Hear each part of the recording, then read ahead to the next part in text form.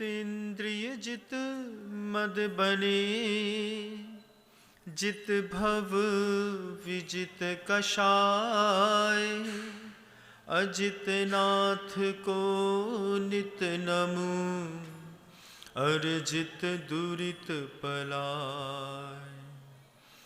पल पल पल पल को पले, वन में ऋतुपति आए, पुलकित मम जीवन लता, मन में जिन पद पाए। अहिंसा परमो धर्म की, परम पूज्य आचार्य गुरुवर श्री विद्यासागर जी मुनि महाराज की, बंधा जी के महाआश्चर्यकारी श्री अजित नाथ जी भगवान की, समस्त मुनि संघ की। ठंड का समय था। ग्रंथों में शक्तियां एक दूसरे के बगल में चुपचाप सो रही थी। प्रायश्चित के पीछे विनय लिखा था, विनय के पीछे ध्यान लिखा था, ध्यान के पीछे कायोत्सर्ग लिखा हुआ था। बहुत ठंड थी।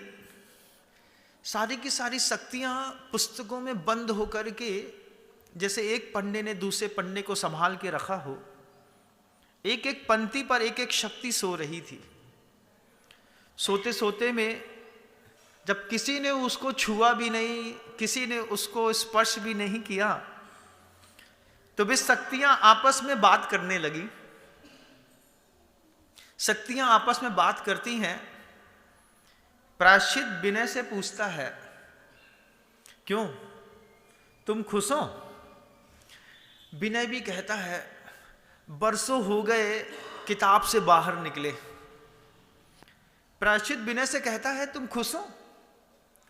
विनय कहता है कि बहुत दिन हो गए घर से बाहर निकले, जब से तुम्हारे बगल में आके बैठी हूं और जब से इस पुस्तक का मुझे सहारा मिला है, तब से बहुत आराम है। पहले दुनिया में काम करना पड़ता था। जब मैं इंसान के सर पे चढ़ करके बोलती थी तो पूरी दुनिया देखती थी। अभी तो विनय कहती है कि बहुत आराम पे हूं, बहुत दिनों से किसी ने मुझे छुआ भी नहीं है। प्रायश्चित सबसे आगे था। वो वैयवृत्ति से पूछता है, क्यों री वैयवृत्ति, तू ठीक है? वैयवृत्ति भी प्रायश्चित से कहती है कि मैं भी बहुत कुशल हूं। लोग तो पहले शाम को 6 बजे कुछ सोच करके अपनी दुकान छोड़ भी देते थे, लेकिन जब से पुस्तकें ग्रंथालयों में शांति से बैठी हैं, तब से मेरा भी काम खत्म सा हो गया है। कब से मेरे जीवन में कोई भी काम नहीं मिला। जब प्रायश्चित को कोई काम नहीं मिला, विनय को कोई काम नहीं मिला, वैयवृत्ति को कोई काम नहीं मिला, ध्यान की तो बात ही अलग हो गई। ध्यान से पूछा प्रायश्चित ने, आप कैसे हैं? बोले, मेरे 2 भाई तो बहुत काम कर रहे हैं, 2 का कोई काम नहीं है। 4 प्रकार के ध्यान होते हैं। उन 4 प्रकार के ध्यानों में से आर्त और रौद्र तो संसार में खूब काम कर रहा है, लेकिन धर्म और शुक्ल, ये 2 ध्यान जो होते हैं, ये 2 वहीं पे बैठे मिले। बोले, 2 भैया तो बहुत काम में लगे हैं, हम 2 का धंधा पूरा मर गया। क्यों मर गया? क्योंकि सारे के सारे ग्रंथ ठंडी के दिनों में चुपचाप अलमारी में, अपने मंदिर की अलमारी देखना ना, पूरी सजा के रखी है आप लोगों ने। धबला की पूरी एक पंक्ति है, एक महाधबला की है, कसाय पाहुड़ की है, गोमट सार की है, समय सार की है, पंचास्ती काय की है, अष्ट पाहुड़ रखा हुआ है, रतकन सावकाचार रखे हैं, और सबको बिल्कुल पैक करके अच्छे से अलमारी को पोंछ के और उसमें ताला लगा के रखे रहने दो। क्या है? पुस्तकों में अनंत शक्तियां छिपी हैं। उन अनंत शक्तियों के वे शक्तियां आपस में वार्तालाप कर रही थी। प्रायश्चित विनय से पूछता है, कायोत्सर्ग से पूछता है। प्रायश्चित ने कायोत्सर्ग से पूछा, क्यों रे, तू ठीक है? बोले, बहुत ठीक है। अब तो आदमी पहले मुझे साथ में पढ़ के जाता था, अब तो पढ़ के जाते ही नहीं है, मुझे साथ में ले जाते नहीं है, बस मंदिर के सामने खड़ा रहता है और सामने वो जो कांच लगा रहता है, उस कांच से पीछे का देखता है 2 मिनट के लिए और फिर निकल जाता है। सब अपने आप में चर्चा कर रहे थे, इंसान सो रहा था, वो अपने काम पे लगा था, उसको सिर्फ एक काम दिखाई देता था, पैसा कमाने का। 2 भाई बस ध्यान के पूरी दुनिया में काम करते रहे, आर्त ध्यान और रौद्र ध्यान।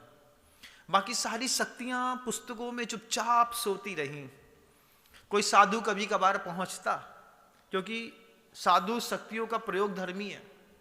मैं हमेशा कहता हूं, सबसे कहता हूं, तुम धन के धनी हो और मैं मंत्र का धनी हूं। तुम धन से दुनिया से बोलते हो कि छोड़ूंगा नहीं, और मैं बोलता हूं मैं मंत्र से किसी को छोड़ूंगा नहीं। मैं तो अपने मंत्र का प्रयोग करूंगा क्योंकि वो मुझे आता है, और आपको आते हैं धन के प्रयोग करने। लेकिन दोनों का कॉम्बिनेशन बनता है तो फिर आनंद कुछ और होता है। सारी शक्तियों ने आपस में उस पुस्तकों की एक लाइन में बहुत बड़ी चीजें लिखी रखी थी। प्रायश्चित, विनय, वैयव, स्वाध्याय, विसर्ग, ध्यान, अनुत्तरम। अनुत्तरम, दुनिया का सबसे अनुत्तर एक शक्ति का माहौल बनाया था आचार्यों ने, पुस्तकों में लिख करके छोड़ के रख दिया, चले गए। पूरी जिंदगी को निर्मल करना हो तो 3 लोग हमेशा काम आते हैं। माँ काम आती है, पिता काम आते हैं और गुरु काम आते हैं।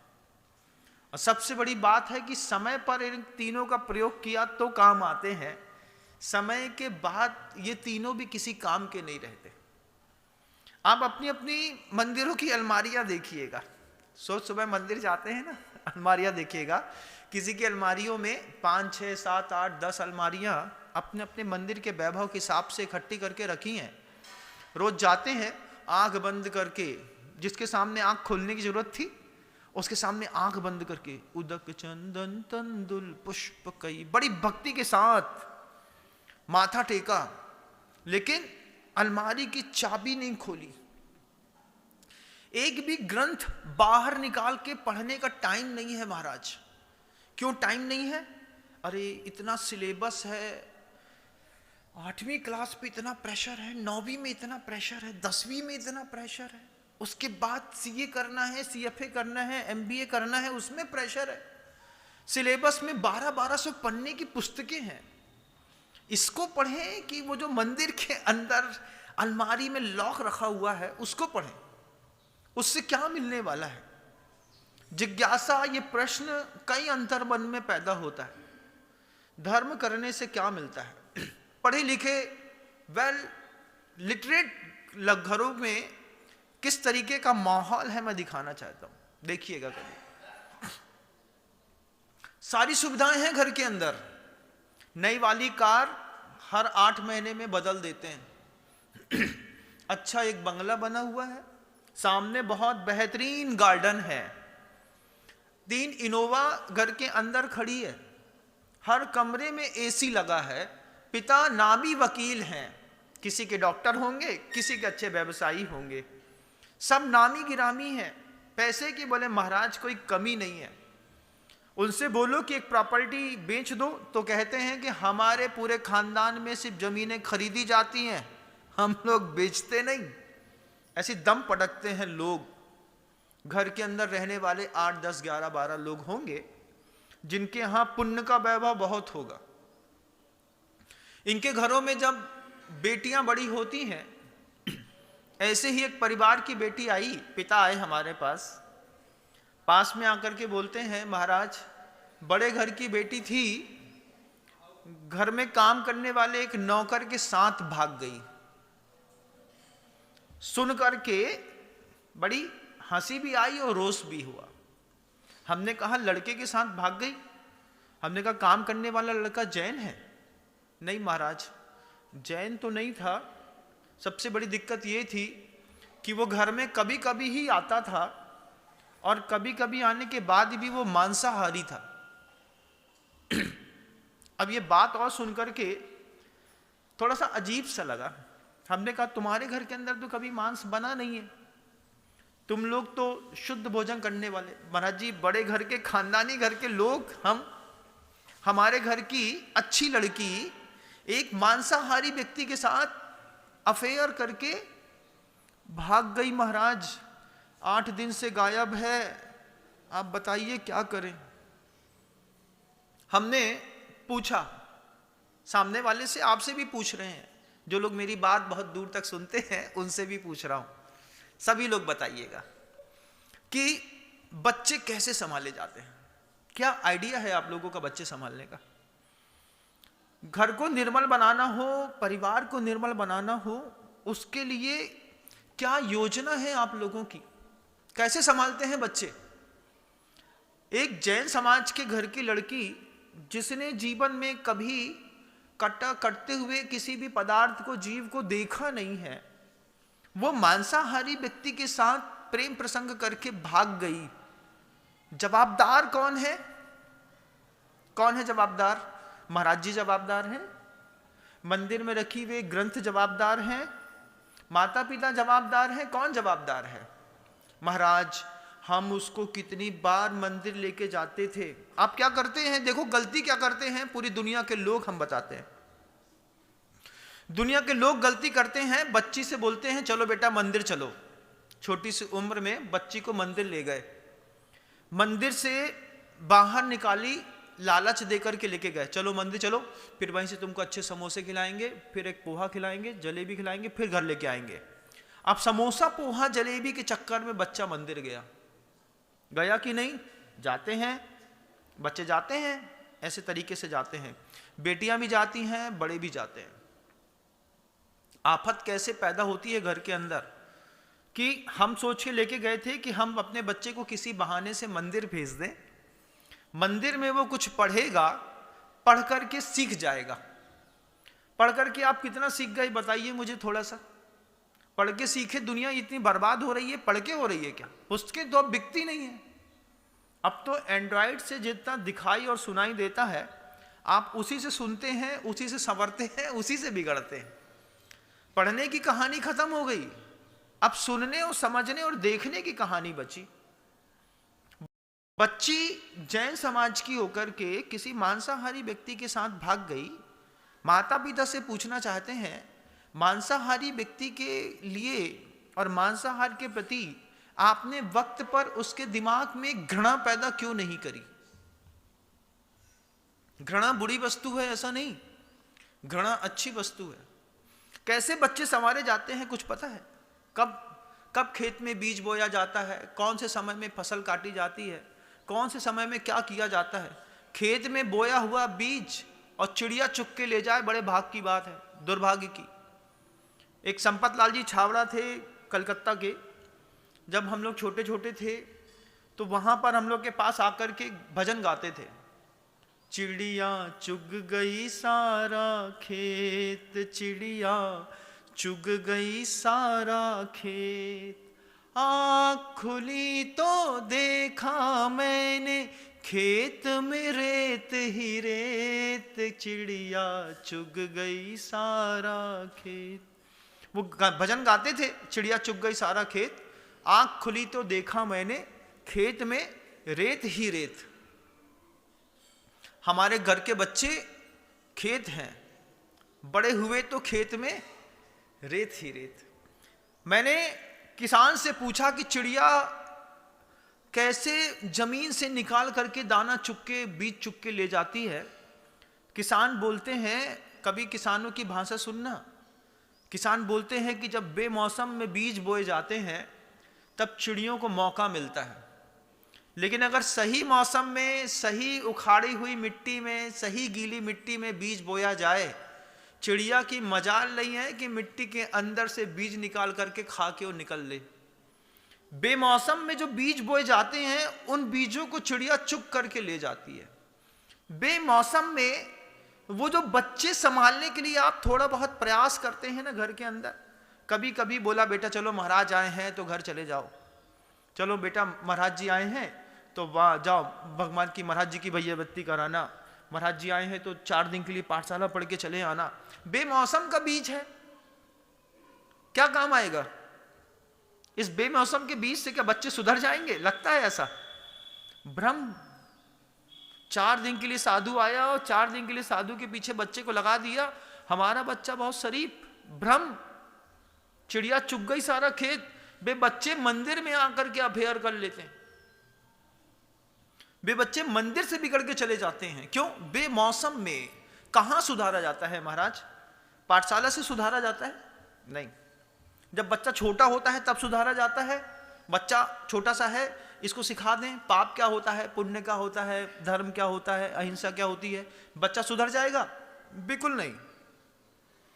बच्चा कैसे सुधरेगा? महाराज के साथ बैया बत्ती करने के लिए भेज दें, आहार कराने भेज दें तो बच्चा सुधर जाएगा? बिल्कुल नहीं। बच्चा इन तरीकों से नहीं सुधरते।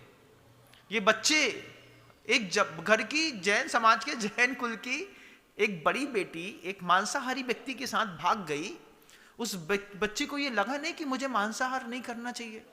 घृणा कैसे पैदा की जाती है क्या आपको पता है? कहां की जाती है? समझाइश बच्चे को कहां दी जाती है? दिमाग कहां पे दिया जाता है बच्चे को? आचार्य कहते हैं जब रोड में चल रहे हो, चलते चलते बच्चा धीरे से हाथ खींचता है, मम्मी हमको वो खाना है, उस समय दिमाग में घृणा पैदा करी जाती है। छी, कितने गंदे लोग हैं उन लोग को न आटा छाना है, न मैदा छाना है, न बेसन छाना है, कुछ नहीं किया है। ऐसे घरों की हाथ का अपन खाते हैं कि अपन तो बड़े घर के लोग हैं। बच्चे को कहां समझाया जाता है? मंदिर में नहीं, मंदिर में नहीं। बच्चे को समझाया जाना था रोड में। जब आप अपने घर से मंदिर जा रहे थे, रास्ते में बच्चे ने धीरे से, छोटे से बच्चे ने, उस भावुक हृदय ने धीरे से आपका हाथ खींचा और कहा फुल्की खानी है। आप उस समय बच्चे को समझाते, छी इतने गंदे लोग हैं, वो कितनी गंदी इमली लेके आता है, कितनी खट्टी खराब गुड़ लेकर के आता है। किसी भी चाट वाले का जो ठेला लगता है ना, उसके यहाँ दिन के 10-11 बजे सुबह जाकर के उसका एक बार घर देखाओ, जीवन में कभी उसकी चाट नहीं खाओगे, जीवन में कभी चाट नहीं खाओगे। क्यों? ये वो समय है जब बच्चों के मन के अंदर छोटी छोटी बात की घृणा पैदा की जाती है। लेकिन मैंने वो समय देखा कि अपन ने 2 महिलाएं मिल गई, नंद भौजाई मिल गई, दोनों इकट्ठी हो गई। अब नंद बहुत दिन बाद ससुराल से मायके आई। अब भौजाई से कहते हैं, दीदी हमें तनक से सोना खरीदने। अब सोना खरीदे तो दीदी भी समझदार है, भौजी भी समझदार है। कहा कि नंद तो रहे थे गांव में, भौजी रहे थे शहर में। अब शहर में गए तो नंद भौजाई के बीच में अच्छी बातें हो रही, हमें जो खरीदवा दो, जो खरीदवा दो, जो खरीदवा दो। दोनों के 2-2 मोड़ा, एक मोड़ी एक मोड़ा मान लो। अब ये नंद भौजाई जब 3-4 बजे तैयार होकर के मार्केट करने निकलती हैं, साथ में अपने बच्चे भी ले गई। घर में कौन संभालेगा? बात सही है, घर में कौन संभालेगा बच्चा? साथ में ले गए घुमाने फिराने, अपनी पूरी खरीदी करी। खरीदी करने के बीच के दरमियान जब बच्चा कहता है कि हमें भूख लगी है, तो यही नंद भौजाई चाट के ठेले में खड़ी होकर के कचौड़ी खा रही। जब चाट के ठेले में हम खड़े होकर के कचौड़ी खाते, जब माँ खा रही है ना, बच्चे को साथ में लेके गई, छोटे से बच्चे को। अब बच्चे के मन के अंदर ये धारणा बन गई कि जब मेरी माँ चाट के ठेले में कचौड़ी खा सकती है तो हम भी खा सकते हैं। उस दिन से घर का भोजन खत्म हो गया। अब घर का नहीं खाना। क्यों?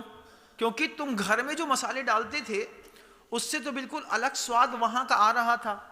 अगर शाम को खा सकते हैं तो सुबह भी खा सकते हैं, और एक दिन खा सकते हैं तो रोज खा सकते हैं।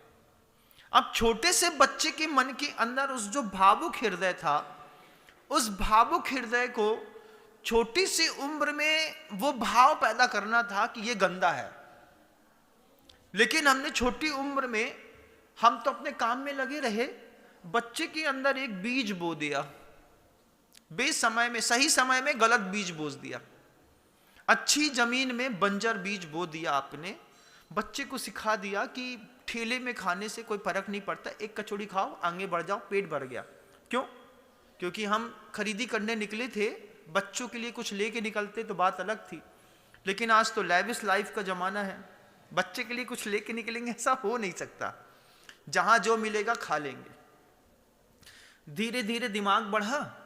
कल चाट के ठेले में कचौड़ी खाते थे, आज 5 स्टार होटल में बैठ करके चीज सिजलर खाते हैं। जब हम चाउमीन, पिज्जा, बर्गर, मोमोज, चीज सिजलर जब 5 स्टार रैंकिंग होटल में खाते हैं, जहां वेज नॉन वेज दोनों बनता है, धीरे धीरे हमने स्वतंत्रता दी, दिमाग दिया, महिलाओं ने समय लिया। सैटरडे संडे घर में खाना नहीं बनाएंगे, तो सिर्फ महिला बस नहीं खाएगी, ऐसा थोड़ी बच्चे भी नहीं खाएंगे। धीरे धीरे करके वो जो पूरी जनरेशन थी, उस जनरेशन के दिमाग से ये चीज हट गई कि शाकाहारी और मांसाहारी के बीच में कोई भेद होता है। जिन घरों में शुद्ध भोजन मिलता था, गरम चावल के ऊपर ताजा घी डाल करके गरम गरम परोस देते थे, इस घर की बेटियां गरम गरम मांस खाने वाले लोगों के साथ भाग गई। और वहां पर चूंकि मन के अंदर आपने समय पे घृणा पैदा नहीं करी थी, समय पे घृणा पैदा कर दी होती बाहर के खाने को लेकर के, मांसाहार को लेकर के, मांसाहारी लोगों के बीच में जाने को लेकर के, वक्त पे घृणा पैदा की होती, तो बेवक्त पे बच्ची कभी भागती नहीं। घृणा ही पैदा नहीं करी महाराज, कभी सोचे ही नहीं कि ये छोटी सी बात का इतना बड़ा प्रभाव पड़ता है। चिड़िया चुग गई सारा खेत, इतनी मजबूत जमीन, इतनी मजबूत खेती, हमारे घर के अंदर खड़ी जवान बेटी, और एक मांसाहारी व्यक्ति 2 बार मुस्कुराया और हमारी बेटी उठा के ले गया। हम देखते रह गए। संस्कारों के बीच की बात थी कि वक्त पर बोना था। ये संस्कार के बीज मंदिर पे नहीं बोए जाते, ये संस्कार के बीज गुरुओं के सामने नहीं बोए जाते, ये संस्कार के बीज चलती रोड पर बोने पड़ते हैं। जब आप चलती रोड में चल रहे हैं और बच्चा कहे, ट्रेन में जब आप बैठते हैं, सफर करते हैं, आपने सामान्य होटल में बच्चे को डोसा खिलाने की आदत डाल दी, बच्चा डोसा खाना सीख गया। कि रोड पे बीज बोए जाते हैं, चलती रोड में धर्म सिखाना पड़ता है, हर गलत चीज दिखा करके छोटे से भावुक हृदय को बच्चे को समझाना पड़ता है, बेटा ये कितने गंदे लोग हैं। अब यही बच्चे, जब हमने बचपन में उस भावुक हृदय के अंदर बीज नहीं बोया, अब ये बच्चा धीरे धीरे बड़ा हो गया। हम शरीफ हैं, सभ्य हैं, हमने अपने बच्चे को बुद्धिपूर्वक एक वेजिटेरियन होटल में जाकर के डोसा खिला दिया। अरे वेजिटेरियन होटल में डोसा खिलाने की जरूरत नहीं थी। डोसा खाना था, घर के अंदर एक तवा ले आते, घर के अंदर अच्छा कुक ला करके तुम यहीं बना के खिला देते, सिखाते। पैसा वाले हो तो घर के अंदर वैभव पैदा करते, अपने घर का शुद्ध बनता है, ये शुद्ध बना खिलाएगा, बाजार का नहीं खाते।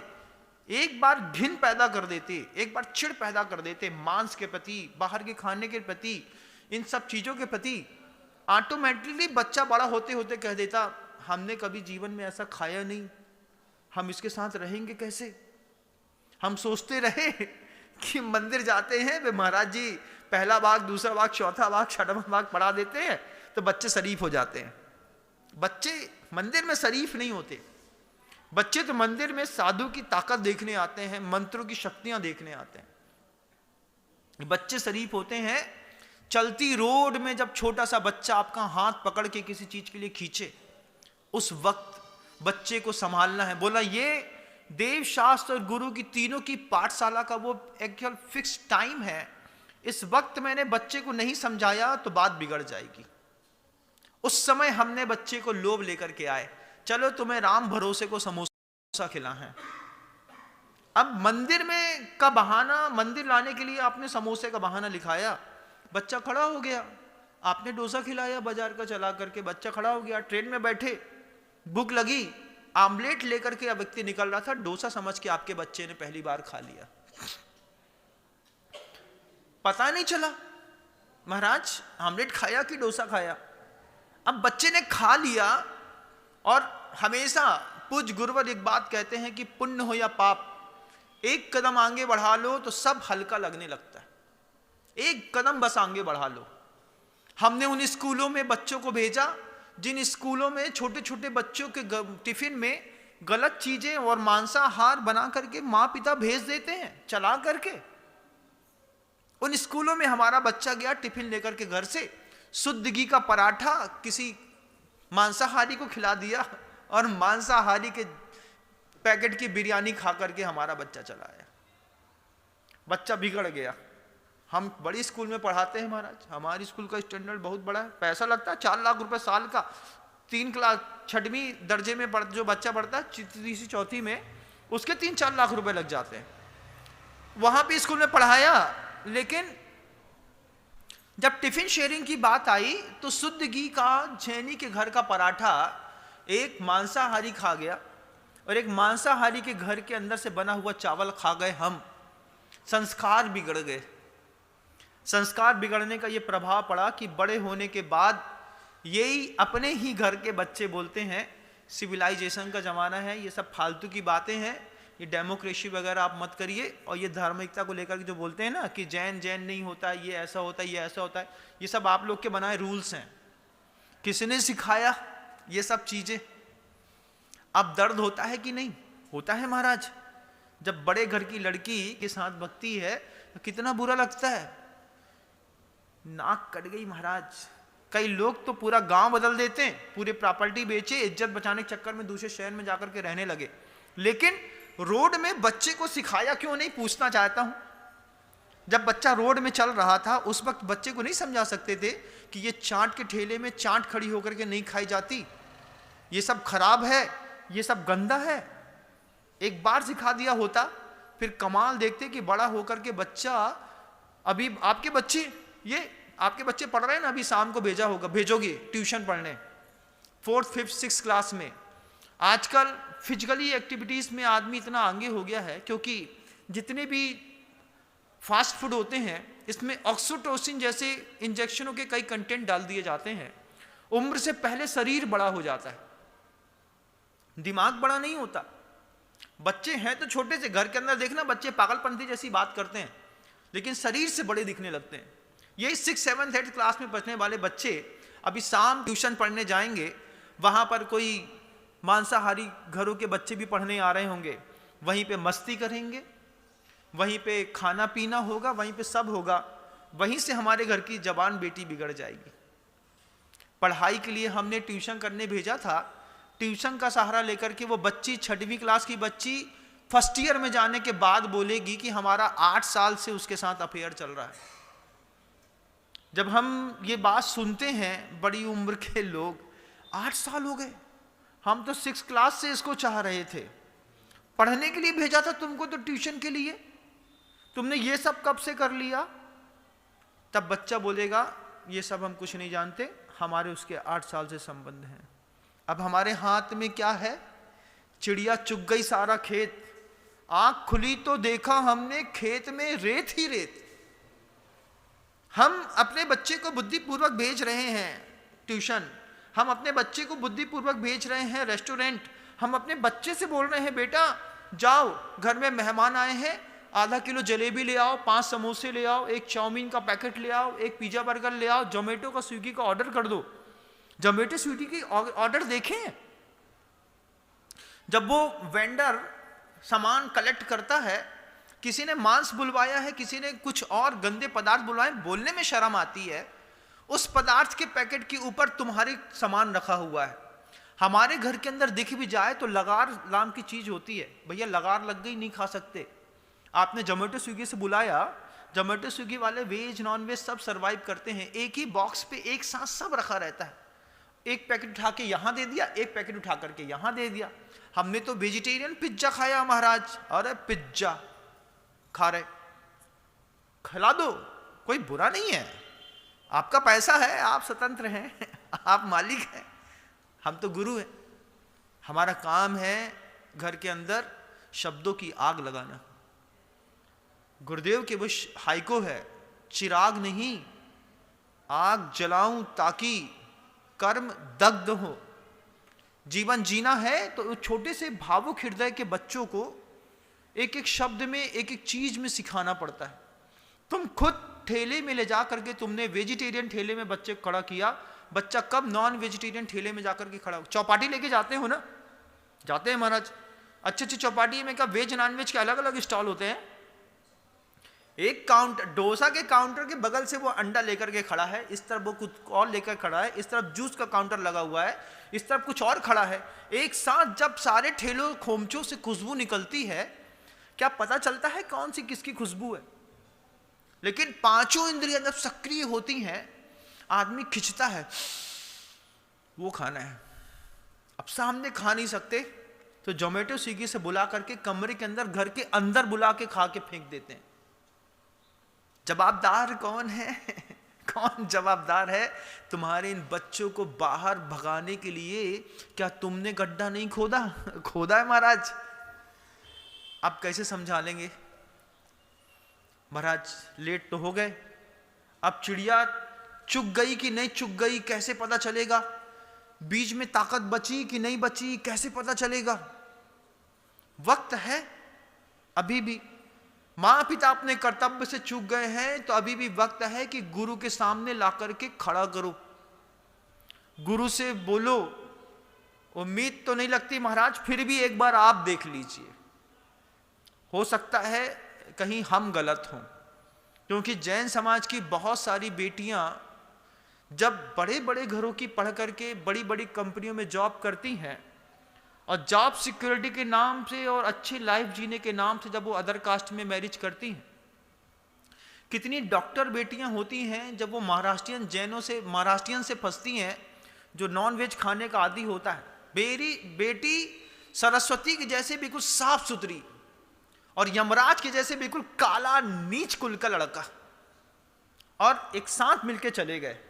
पैकेज अच्छा है महाराज, 70 लाख इसको मिलते हैं, 35, 38, 40 इसको मिलते हैं। पैसा कितने दिन तक काम आता है? कब तक काम आता है पैसा? जब घर में अंदर इज्जत ही ना रही तो वहां पैसा कौन ले लेगा? साधु भी मना कर देगा एक दिन, बोले इसका पैसा नहीं चाहिए। अभी तुमसे साधु पैसे के लिए बात करे ना, अगर बोले साधु कि हाँ जैन साहब तुम्हें 5 लाख की बोली लेनी है, तो पीछे की पूरी परंपराओं में परिवार के लोगों को धन्यवाद देना कि गुरु अभी भी समझते हैं कि इसका पैसा मंदिर में लिया जा सकता है। वो दिन कितना बुरा होगा जिस दिन सामूहिक बोलियों के बीच में तुम धनवान होने के बाद तुमने कहा कि 51 लाख और गुरु ने कहा तुम्हारा पैसा नहीं लेंगे मंदिर के अंदर। तब तुम्हें अपने पैसे की, संस्कार की, सबकी कीमत समझ में आएगी। वो प्रायश्चित, विनय, वैयाव्रत ठंडी के दिनों में पुस्तकों के बीच में दबे दबे सो रहे थे। इस तरफ समयसार की एक गाथा लिखी थी, इस तरफ एक श्रावकाचार्य की गाथा लिखी थी। बीच में अंतरंग और बहिरंग तपों की सारी शक्तियां उन मंदिरों में, उन ग्रंथों के अंदर चुपचाप सो रही हैं। जैसी उस वक्त सो रही थी वैसी आज भी सो रही है। अपने अपने घरों की अलमारियां देखिएगा, मंदिरों की, उन मंदिरों की अलमारियों में साफ सुथरे ग्रंथ रखे हैं। 8 साल पहले खरीद के लाए थे महाराज, एक किताब में दाग भी नहीं लगा। अरे किताबें दागदार होती तो तुम साफ चमकदार होते, तुम दागदार हो गए और किताबें अभी भी साफ साफ रखी हुई हैं। किताबों की कीमत तो उनके खराब होने से है। जितनी पुरानी किताब होगी उतनी ज्यादा हाथ में थोड़ा थोड़ा सा तेल रहता है ना, थोड़ा थोड़ा सा तेल जब पन्ने को छूते हैं तो उसमें छपता चला जाता है। जितना जितना आप पढ़ते चले जाते हैं उसमें आप बुक्स में देखिएगा अकेले लकीर और निशाने बनते चली जाती हैं। जितनी उपयोग में आई समझना कि इसने अपने जीवन को धन्य कर लिया। लेकिन तुम्हारे यहाँ की ग्रंथों की शक्तियाँ तो बिल्कुल साफ सुथरी लीपा पोती करके, बढ़िया कवर चढ़ा के, पैक करके, पोंछा मार के, फिनाइल की चाल गोरियाँ डाल के, ताला लगा के छोड़ दी।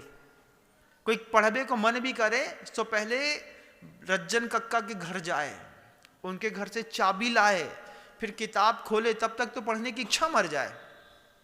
रहने दो भैया, नहीं चाहिए। ये जो मूलभूत शक्तियां थी जैन शासन की, ये मंदिरों के ग्रंथालयों में जाकर के सो गई। थोड़े बहुत कुछ ब्रह्मचारी, कुछ साधु, कुछ साध्वियां, कुछ और भी त्यागी व्रती आकर के थोड़ा बहुत समझा जाते हैं। लेकिन उनका समझाना क्या है? गरम तवे में 4 बूंद पानी डालने से न पानी को सुकून मिलता है न तवे को। लेकिन अगर रोज सुकून का देना है, जिंदगी देनी है छोटे छोटे बच्चों को, तो जब आप रोड में बच्चे को लेकर निकलें, पहले सोच के निकलें कि हर अधर्म की गली से ये होके निकलेगा, वहां से अपने धार्मिक सिद्धांतों को समझाने के साथ हर पाप के प्रति चिढ़ और घृणा भी रोज पैदा करनी है। एक ठेला वाला, चूंकि वो आपके घर के बगल से रहता है, इसलिए हम उसके घर से फुल्की ले आकर के अपने घर की मटर बना के खा लेते हैं। आज प्राथमिक दशा में पहले दिन बहुत अच्छा लगता है, लेकिन जब आपका जवान बेटा, जिसको कभी ग्रंथ की ताकत का पता नहीं चला, संत के पास वो गया नहीं, कभी उसने किसी प्रकार के स्वाध्याय को किया नहीं, क्योंकि बच्चा सीए, सीएफए, एमबीए करने में फंसा रहा, बेचारे के दिमाग में आईसीएससी बोर्ड का, आईबी बोर्ड का, सीबीएसई बोर्ड का, एमपी बोर्ड का इतना प्रेशर रहा कि किताब पढ़ने की, ग्रंथ पढ़ने की फुर्सत ही नहीं मिली महाराज। आज उसी के माता पिता आके हाथ जोड़ के चले गए, महाराज हमारी बेटी मांसाहारी व्यक्ति के साथ भाग गई है, आप बताइए समाज में कैसे बताएं। हम पूछते हैं कि बीज बोने के वक्त पर क्या तुमने गलतियां नहीं करी महाराज? जब तुम वेजिटेरियन ठेले पर बच्चे को ले जाकर के खड़ा कर रहे थे, तब तुमने डिफरेंस एप्रिसिएट घर के दिमाग के अंदर क्यों नहीं किया कि ये कचौड़ी, तुम्हें कचौड़ी खानी ना, हम मम्मी से बोल देंगे शाम को बना देगी। घर पे शुद्ध आटा मिलता, अच्छे मसाले मिलते, अच्छी सुविधाएं मिलती, शुद्ध बच्चा खाता, अंदर की जो प्रॉपर्टी थी वो भी सेफ रहती। अब बाजार का खिला दिया, आज खोमचे खिला दिया, चौपाटी के अंदर बैठा करके सारे स्टॉल एक साथ लगे थे, वहां पे ले जाके बच्चे को खड़ा कर दिया। आज बच्चा हमारे हाथ में नहीं है। इस बात का सुकून है बस कि बच्चे का 1 करोड़ का पैकेज है। 1 करोड़ रुपए कितने दिन तक चला लेगा और कहां तक लेके जाएगा बताओ। दुनिया में पैसे से सिर्फ एक चीज खरीदी जाती है जो सबसे बेशकीमती होती है, जिसका नाम इज्जत होती है। बाकी सब चीजें दो कौड़ी की है। तुमने घर के अंदर 2 जैगवार खड़ी कर ली, 4 बंगले बना लिए, 4 वेयर हाउस खोल लिए, इंडस्ट्री डाल ली, तुमने कुछ भी कर लिया, ये सब आज है कल नहीं रहेगा। लेकिन पैसा दे करके पूरी दुनिया का आदमी सिर्फ एक चीज खरीदता है, इज्जत। कि इस पैसे को देकर के अगर इज्जत मिल गई तो वो इज्जत अगली पर्याय में भी साथ देगी।